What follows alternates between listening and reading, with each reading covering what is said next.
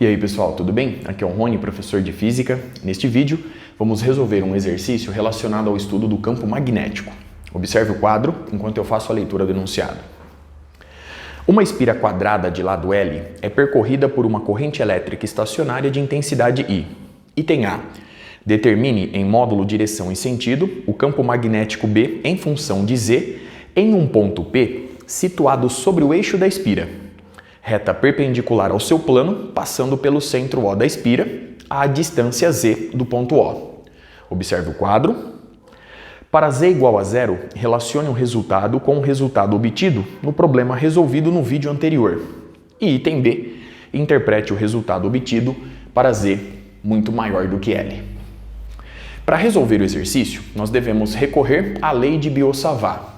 Essa lei nos diz que dB vetor é igual a μ0i sobre 4π, que multiplica o produto vetorial do vetor dl pelo versor r sobre rzinho ao quadrado. Vamos agora analisar a figura para aplicar a lei de Biot-Savart na sequência. Na figura, eu ilustro a espira quadrada de lado L situada no plano XY. O eixo X está orientado na horizontal e para a esquerda, o eixo Y está orientado em direção aos seus olhos e o eixo Z está orientado verticalmente para cima. Sobre o eixo Z, eu ilustro o ponto P, que dista do centro O da espira quadrada uma distância Z, conforme ilustrado. Muito bem? A corrente elétrica estacionária estabelecida está orientada no sentido anti-horário e aqui eu ilustro um elemento de corrente elétrica IDL vetor. Muito bem? Analisando os vetores da figura, vemos que o vetor R1 é o vetor que denuncia a posição do elemento de corrente elétrica a partir da origem O. E o vetor R é o vetor desenhado da seguinte forma. Ele tem origem no elemento de corrente elétrica IDL vetor e término no ponto P, onde nós queremos calcular o campo magnético resultante. Muito bem? O vetor R2 é o vetor que denuncia a posição do ponto P a partir da origem O. Muito bem? A partir de agora, nós devemos construir a integração a partir da lei de Biot-Savart para calcular o campo magnético resultante no ponto P. Para fazer isso, eu preciso descobrir o vetor R inicialmente. Analisando a figura, os vetores ilustrados, vemos que o vetor R1, que está no plano XY, ele tem componente L sobre 2 na mesma direção e sentido do eixo X. Portanto, L sobre 2 inversor. E de forma geral, ele possui uma componente Y na direção J versor. Muito bem? Como ele está no plano XY, mais 0 K versor. O vetor R2 coincide com o eixo Z, portanto nós temos 0 I versor, mais 0 J versor, mais Z K versor. A partir da obtenção dos vetores R1 e R2, fica fácil determinar o vetor R. Observe a figura. O vetor R1 somado com o vetor R nos dá justamente o vetor R2. Consequentemente, o vetor R fica dado pela subtração, vetor R2 menos o vetor R1. Analisando os resultados obtidos anteriormente, vemos que o vetor R fica dado por R2 menos R1. Então, nós temos 0 menos L sobre 2 inversor, somado com 0 menos Y J versor. Portanto, menos Y J versor, somado com Z menos 0, ou seja, Z K versor. Muito bem? Observe o resultado obtido e os cálculos realizados até aqui. A partir de agora, eu tenho condições de construir a integração a partir da lei de Biot-Savart. Antes, eu vou fazer uma pequena alteração. Nós sabemos que o versor R é dado pelo vetor R dividido pelo seu módulo, simplesmente Rzinho. Portanto, Se eu substituir na lei de Biot-Savart o versor R pelo vetor R sobre o seu módulo Rzinho, nós vamos obter aqui o vetor R e embaixo R ao cubo. Muito bem? Observe a substituição realizada aqui.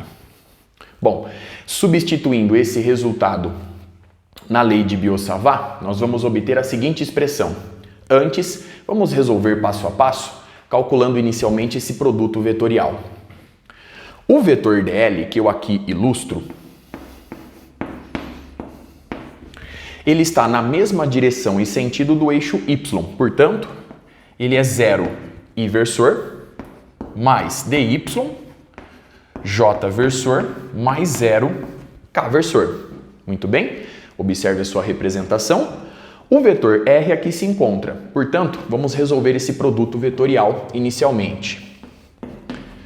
dl vetor, produto vetorial com o vetor R. Então, nós temos I, J, K.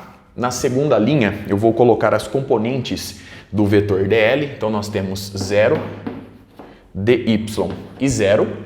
E na terceira linha, eu vou colocar as componentes do vetor R. Então, nós temos menos L sobre 2, menos Y e Z. Muito bem? Vamos copiar as duas primeiras colunas para calcular esse determinante. Sendo assim, o produto vetorial do vetor dl pelo versor R fica dado por... Então, nós temos Z dy i versor mais 0 mais 0. Fazendo a volta, menos 0, menos 0, menos com esse sinalzinho de menos mais. Então, nós temos L sobre 2 dy k versor. Muito bem? Observe o resultado obtido. A partir de agora, eu consigo construir a lei de Biot-Savart. dB vetor é dado por μ0i sobre 4π, que multiplica o produto vetorial em questão. Então, aqui nós temos Z dy i versor mais L sobre 2 dy k versor. Muito bem? Tudo isso dividido por Rzinho ao cubo. Rzinho representa o módulo do vetor R, portanto, Rzinho apenas é a raiz quadrada da soma dos quadrados de suas componentes. Como eu estou elevando ao cubo, eu vou obter essa soma elevado a 3 meios. Portanto, obtemos L ao quadrado sobre 4 mais Y ao quadrado mais Z ao quadrado elevado a 3 meios. Muito bem? Observe a expressão obtida, os cálculos realizados até aqui. Dando sequência, a partir de agora, eu vou utilizar elementos de simetria para facilitar esse cálculo. Para fazer isso, eu vou recorrer à regra da mão direita com uma leve adaptação. Eu vou colocar os meus dedos na mesma direção e sentido da corrente elétrica estabelecida na espira. Eu vou girar os dedos de acordo com a orientação da corrente elétrica. E o dedão agora, o meu polegar, vai indicar lá no ponto P a direção e o sentido do vetor campo magnético. Como a corrente elétrica estabelecida está orientada no sentido anti-horário, nessa vista superior, ao fazer o giro com os dedos, eu percebo que o meu dedão, o polegar, está orientado verticalmente para cima. Consequentemente, por simetria, o campo magnético resultante no ponto P está orientado na vertical e para cima. Então, eu posso ilustrar esse resultado aqui. Muito bem? Sendo assim, eu preciso apenas somar as contribuições na direção do versor K. Eu posso eliminar essa contribuição na direção do versor I. E com isso, eu posso calcular a contribuição ao campo magnético total devido a esse lado da espira. E o resultado eu simplesmente multiplico por 4.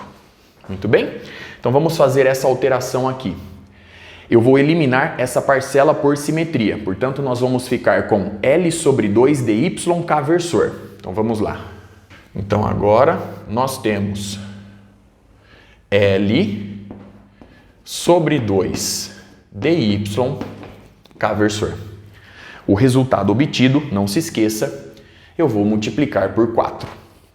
Muito bem? Bom, a partir daí, eu posso ilustrar simplesmente a intensidade do vetor dB dada por μ0i vezes L dividido por 2, portanto 8π, que multiplica dy sobre... Observe agora que eu vou fazer uma pequena substituição. Eu vou assumir que, sendo z fixo em nossa análise, eu vou assumir que z² mais L ao quadrado sobre 4, z ao quadrado mais L ao quadrado sobre 4, é uma constante ômega ao quadrado. Muito bem? Então, com isso eu vou obter y ao quadrado mais ômega ao quadrado elevado a 3/2. Muito bem? Observe a expressão obtida. Dando sequência, vamos agora somar todas essas contribuições infinitesimais, fazendo a varredura de toda a extensão desse fio que compõe a espira quadrada de lado L. Então vamos lá. Vamos chamar de B1. O campo magnético B1 é dado pela soma de tais contribuições infinitesimais. Retirando os termos que permanecem constantes, nós vamos obter μ0 vezes I vezes L dividido por 8π, que multiplica a integral na variável y de y ao quadrado mais ômega ao quadrado elevado a 3/2. E nós vamos de menos L sobre 2 até mais L sobre 2. Muito bem? Para resolver essa integral, eu vou recorrer à regra da substituição. Eu vou fazer uma substituição trigonométrica. Eu vou admitir que y é igual a ômega vezes a tangente de um ângulo alfa. Muito bem? Sendo assim, dy é igual à derivada dessa expressão em relação a alfa, e isso nos dá ômega vezes a secante ao quadrado de alfa vezes d alfa. Muito bem? E com isso, vemos que y ao quadrado mais ômega ao quadrado é igual a... Então vamos analisar essa soma agora. Y ao quadrado é ômega ao quadrado tangente ao quadrado de alfa. Então nós temos ômega quadrado tangente ao quadrado de alfa mais ômega ao quadrado. Colocando o ômega ao quadrado em evidência, ele vai multiplicar 1 mais a tangente ao quadrado de alfa. 1 mais a tangente ao quadrado de alfa é a secante ao quadrado de alfa. Muito bem? Bom, desta forma, a integral acima fica da seguinte forma. Eu vou ilustrar agora apenas só a integração. Então, a integral de dy. dy eu vou substituir por ômega secante ao quadrado de alfa d alfa sobre... No denominador, nós temos este termo elevado a 3/2. Portanto, ômega ao quadrado elevado a 3/2 dá ômega ao cubo, e secante ao quadrado de alfa elevado a 3/2 dá secante ao cubo de alfa. Muito bem? Bom, sendo assim, nós vamos obter 1 sobre ômega ao quadrado, que multiplica a integral de d alfa sobre a secante de alfa, fazendo a simplificação aqui. 1 sobre a secante é o cosseno, portanto, nós temos a integral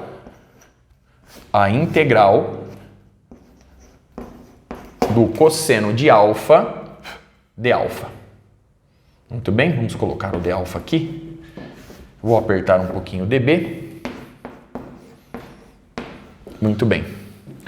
Essa integral é fácil de ser resolvida. A integral da função cosseno é a função seno. Continuando aqui embaixo, portanto, nós vamos obter 1 sobre ômega ao quadrado vezes o seno de α1 até α2. A partir de agora, eu vou recuperar a minha variável de integração, que é a variável y. Para fazer isso, eu vou recorrer a essa igualdade.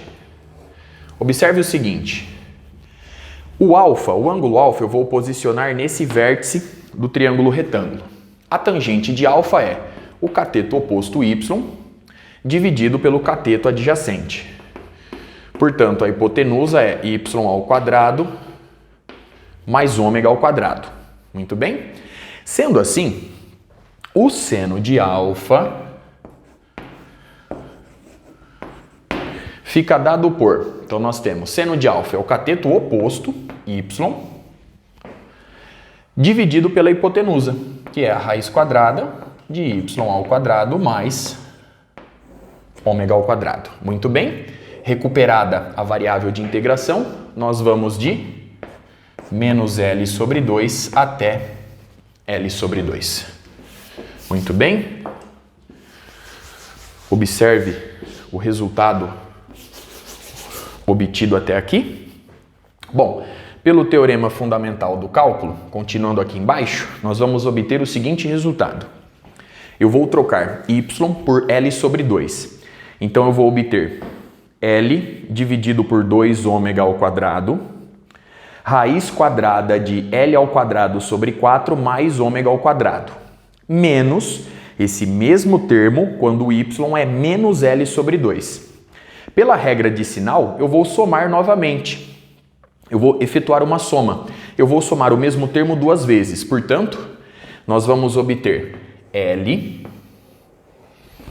dividido por 2 ômega ao quadrado, raiz quadrada de L ao quadrado sobre 4 mais ômega ao quadrado, somado com este termo novamente. Portanto, vezes 2 aqui. Muito bem? Bom, com isso, a nossa integração está resolvida. Agora eu vou substituir esse resultado na expressão anterior. Então agora nós temos B1 é igual a μ0 vezes I vezes L dividido por 8π, que multiplica, simplificando 2 com 2, L sobre, nós temos aqui ômega ao quadrado, que multiplica a raiz quadrada de ômega ao quadrado mais L ao quadrado sobre 4. Muito bem? B1 representa, eu reforço, a contribuição devido a esse lado mais à esquerda da espira quadrada. Nós já sabemos, por simetria, que o vetor campo magnético está orientado na mesma direção e sentido do eixo Z.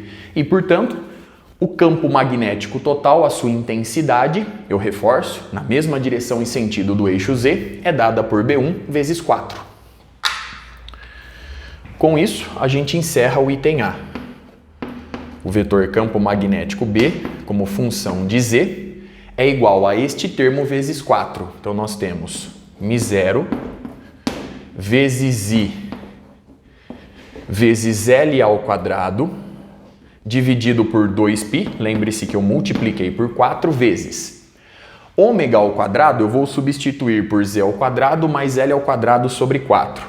Então, nós temos Z quadrado mais L ao quadrado sobre 4, que multiplica a raiz quadrada de ômega ao quadrado mais L ao quadrado sobre 4. Repare que ômega quadrado vai trazer para dentro da raiz L ao quadrado sobre 4.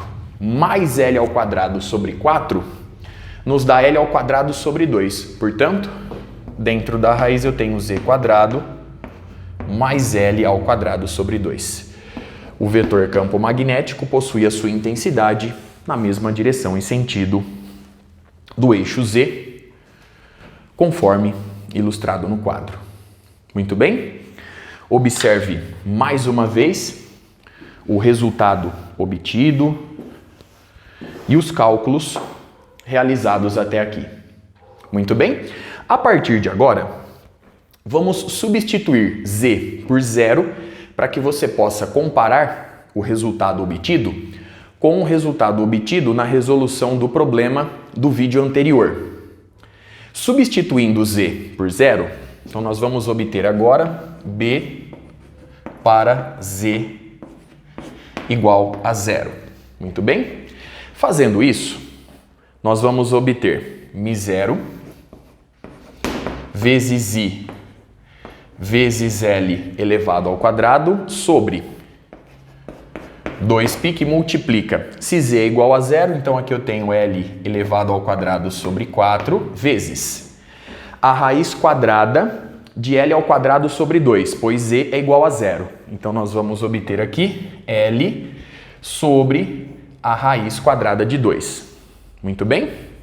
Dando sequência, simplificando esse L quadrado com esse L ao quadrado, nós vamos obter μ0 vezes I vezes 4 vezes raiz de 2, eu vou jogar para o numerador, então 4 vezes a raiz de 2, muito bem, sobre 2πl. Sobre 2πl, 4 dividido por 2 é igual a 2, e com isso a gente obtém a seguinte intensidade para o campo magnético, B em Z igual a zero. 4 dividido por 2 dá 2, então eu tenho μ0 vezes I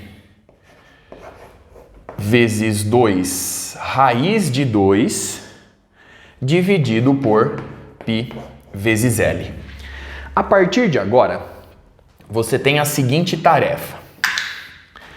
Vá até o exercício resolvido no vídeo anterior e substitua 2A e 2B por L, já que a espira deve ser quadrada e de lado L. Muito bem? E compare a resposta obtida lá naquele resultado com essa expressão. Você deve chegar, obviamente, no mesmo resultado. Então eu reforço. Para você poder fazer a comparação, vá até o exercício anterior, pegue o resultado da intensidade do campo magnético calculado lá no centro da espira retangular, no centro O daquela espira retangular, faça 2A e 2B, ambos iguais a L, substitua esse dado na expressão da intensidade do campo magnético, que você vai chegar, obviamente, exatamente nessa mesma expressão. Muito bem? Comprovando que a resposta geral, que o resultado geral está correto. Nós estamos no caminho certo. Muito bem? Vamos agora finalizar o vídeo com a última condição. Agora nós vamos impor a condição de que Z é muito maior do que L. Vamos ver o resultado que nos aguarda. Bom, dando sequência, para Z muito maior do que L, nós temos o seguinte agora. Se Z é muito maior do que L, eu posso efetuar as seguintes aproximações. Z ao quadrado mais L ao quadrado sobre 4 é aproximadamente igual a Z ao quadrado. E ao mesmo tempo, a raiz quadrada de Z quadrado mais L ao quadrado sobre 2 é aproximadamente igual à raiz quadrada de Z ao quadrado, que é igual a Z. Muito bem? Bom, substituindo essas considerações na expressão geral, nós vamos obter a seguinte expressão. B em função de Z ficará dado por μ0 vezes I vezes L elevado ao quadrado sobre 2π que multiplica z elevado ao quadrado vezes z na direção k-versor. Muito bem? Em vídeos anteriores, nós vimos que o vetor momento de dipolo magnético é dado pela intensidade de corrente elétrica I, estabelecida na espira, vezes a sua área A, que neste caso é L ao quadrado. E a orientação do vetor M é dada pela regra da mão direita. Vamos reforçá-la. Colocando os dedos agora na mesma direção e sentido da corrente elétrica estacionária estabelecida na espira, ou seja, girando esses dedos no sentido anti-horário, vemos que o vetor M está orientado na mesma direção e sentido do eixo Z. Consequentemente, a expressão anterior pode ser reescrita da seguinte forma: o vetor B, na condição Z muito maior do que L, fica dado por μ0 vezes IL quadrado K-versor, nós podemos colocar também aqui o versor K, e L quadrado K-versor é o vetor momento de dipolo magnético. Tudo isso dividido por 2 vezes π Z elevado ao cubo. Com isso, a gente recupera a expressão que nos permite calcular o campo magnético gerado ao longo do eixo Z por um dipolo magnético microscópico. E essa expressão nós já obtivemos em vídeos anteriores. Você pode, inclusive, recorrer ao seu livro de estudo, recorrer aos vídeos anteriores para comprovar essa igualdade. Muito bem? Observe uma última vez os resultados obtidos, os cálculos realizados. Com isso, eu encerro este vídeo. Até a próxima.